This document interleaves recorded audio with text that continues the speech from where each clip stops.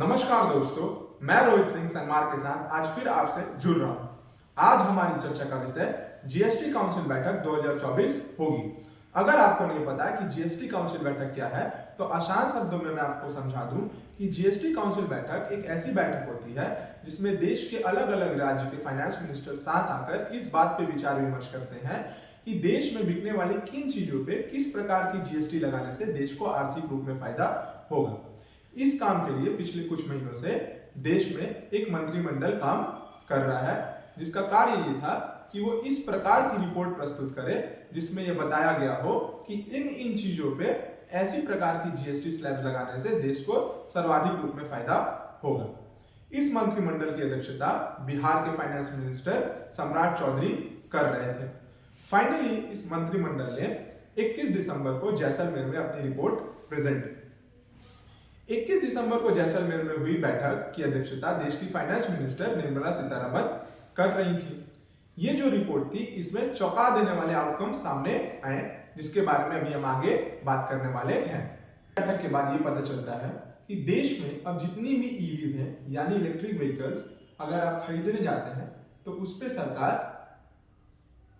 इस बैठक के बाद ये पता चलता है कि अगर आप आज से ईवी खरीदने जाते हैं तो उस पे केवल आपको 5% जीएसटी देना पड़ेगा। पहले ये 18% हुआ करती थी।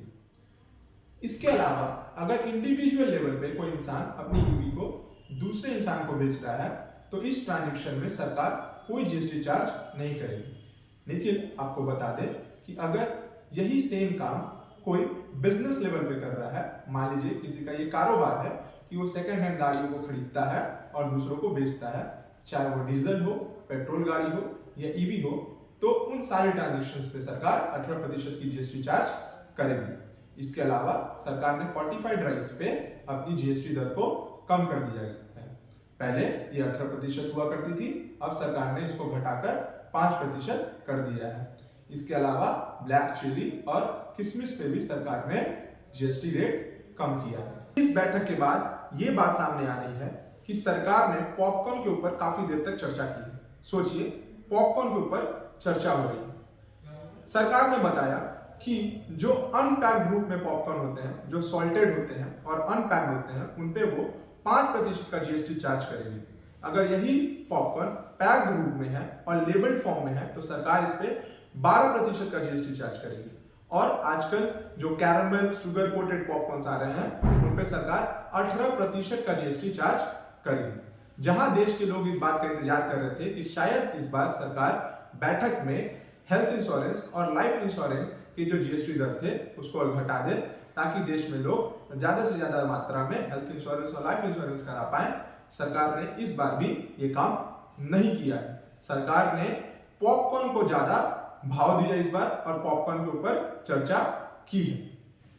आपको बता दें कि भारत एक ऐसा देश है जहां पे प्राइवेट हेल्थ सेवाएं लेना सबकी बस की बात नहीं है। तो लोग करते क्या है, लोग अपनी सिक्योरिटी के लिए हेल्थ इंश्योरेंस या लाइफ इंश्योरेंस कराकर रखते हैं। हेल्थ इंश्योरेंस और लाइफ इंश्योरेंस ले लेने से एक मिडिल क्लास इंसान के जीवन में कुछ तो सिक्योरिटी आ जाती है, क्योंकि वो इतनी महंगी प्राइवेट सेवा जरूरत पड़ने पे ना तो अपने परिवार के लिए और ना खुद के लिए अफोर्ड कर सकता है।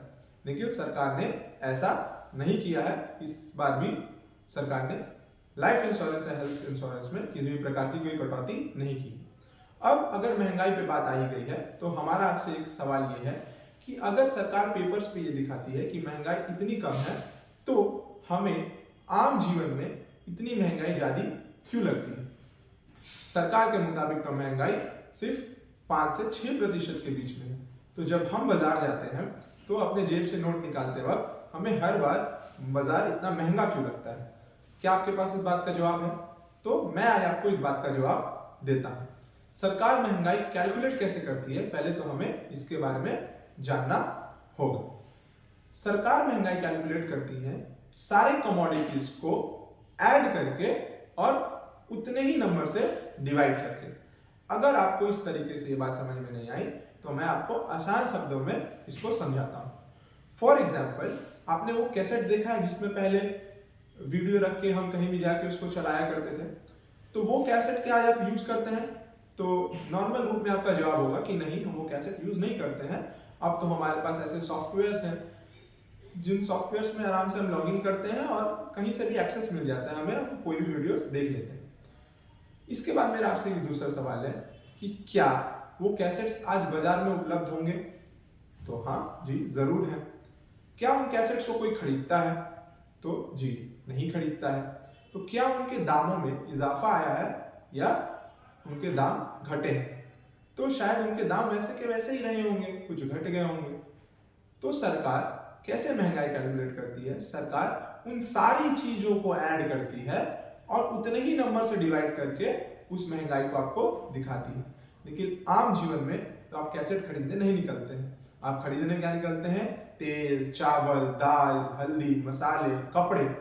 इन चीजों पे सरकार ने किसी भी प्रकार की कोई जीएसटी कटौती नहीं की, इसलिए आपको यह महंगाई समझ में आएगी।